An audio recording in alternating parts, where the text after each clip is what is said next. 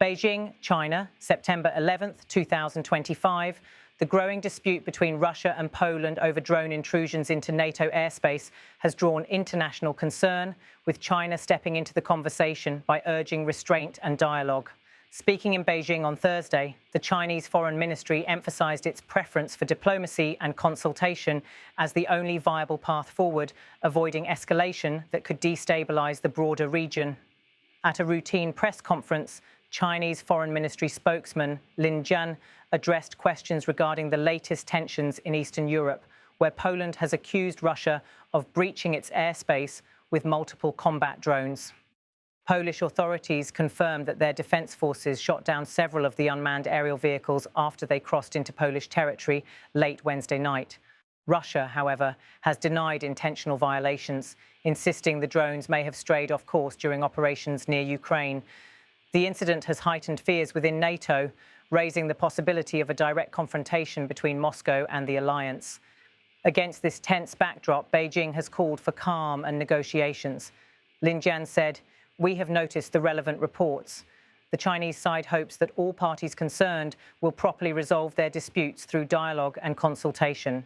China's statement comes at a delicate time. Over the past year, Beijing has positioned itself as a potential mediator in global conflicts, from the war in Ukraine to tensions in the Middle East. Although critics argue that China's neutrality is often tilted toward Moscow, Chinese officials consistently frame their foreign policy in terms of stability, non-interference, and dialogue. By carefully choosing its words, the Foreign Ministry avoided directly criticizing either Poland or Russia. Instead, the focus was on urging all parties to avoid confrontation and work toward a peaceful resolution. Analysts note that this reflects China's balancing act, maintaining close ties with Russia while avoiding alienating European nations, with which Beijing hopes to maintain trade and investment flows despite growing geopolitical divides. From Warsaw's perspective, the drone incident was a clear provocation. Polish Prime Minister Donald Tusk, speaking earlier in the day, described the intrusion as an unmistakable threat to peace across the continent. Polish defence forces responded swiftly, scrambling fighter jets and deploying anti-air systems to neutralise the drones. Poland has been among NATO's most vocal members in warning of Russian aggression spilling beyond Ukraine. For Warsaw, the drone breach is not an isolated accident, but part of a larger pattern. Officials there argue that Russia is deliberately testing NATO's resolve by probing its airspace, knowing that each violation forces the alliance to consider how it will respond. The stakes are particularly high because NATO's Article 5, the Collective Defence Clause, could be invoked if Poland determined that the drone intrusion constituted an armed attack. While that outcome remains unlikely for now, the incident has underscored how thin the line is between ongoing conflict in Ukraine and the possibility of a wider European war. Moscow, as expected, has denied any wrongdoing. Russian military spokesman claimed that Poland exaggerated the incident, insisting that no deliberate violations occurred. They suggested that Polish authorities are inflating threats for political purposes, seeking to pressure NATO into greater involvement in the Ukraine conflict. The Russian narrative is consistent with its approach throughout the war: downplay escalations while simultaneously accusing the West of fueling instability. Kremlin officials have warned that NATO's growing role in supporting Ukraine, particularly through arms deliveries and military training, is pushing the region closer to direct confrontation. Beijing's intervention, though cautious, is significant. By calling for dialogue, China positions itself once again as a potential mediator, or at least a voice of reason, in an increasingly polarized conflict. Observers point out that China has little to gain from an escalated NATO-Russia confrontation. Such a conflict would disrupt global trade, spike energy prices, and further divide the world into rival economic and security blocs. For Beijing, which is already navigating strained relations with the United States and the European Union, another major geopolitical rupture would complicate its economic recovery and foreign policy goals. This is why the Chinese response carefully avoided taking sides. By framing its position around consultation and dialogue, Beijing maintains room to engage with both Moscow and European capitals. China is not alone in urging restraint. Germany, France, and the United States have all expressed concern over the drone incident, but stopped short of declaring it an attack on NATO. Instead, officials have emphasized the importance of de-escalation and clear communication channels to avoid misunderstandings spiraling into larger crises.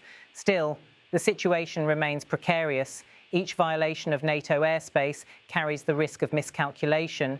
A single misinterpreted action, whether a drone crossing a border, a missile fired in the wrong direction, or a misidentified aircraft, could ignite a chain of events leading to war. This is why Beijing's message resonates beyond its usual diplomatic language. By explicitly urging dialogue, China joins a chorus of global voices warning against the dangers of escalation. This is not the first time Poland has accused Russia of violating its airspace. Since the beginning of the war in Ukraine, Polish radar has tracked numerous incidents involving drones and missiles straying over its borders.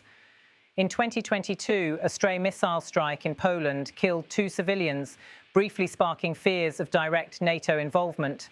Investigations later suggested the missile was likely fired by Ukrainian air defences in an attempt to intercept Russian rockets. Such incidents highlight the complexity of modern warfare, where drones, missiles and aircraft operate across vast areas and at incredible speeds. Determining intent is often difficult, leaving governments to decide whether to treat each intrusion as an accident, provocation, or act of war.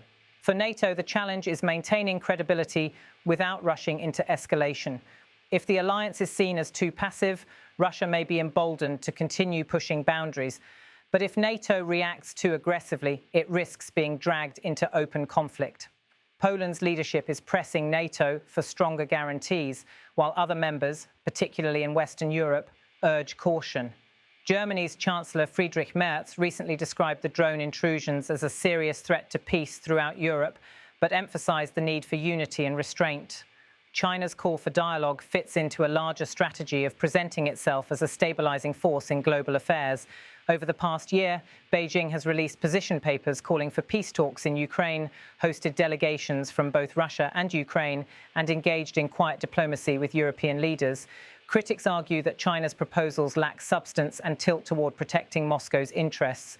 Nonetheless, Beijing's consistent emphasis on diplomacy allows it to position itself as a counterweight to what it portrays as Western militarism. The latest drone incident between Russia and Poland is unlikely to be the last. As the war in Ukraine grinds on, border states like Poland, Romania and the Baltic countries will remain on edge. Each new violation of airspace will test NATO's resolve and increase the risk of miscalculation. In this context, China's message, however formulaic it may seem, carries weight.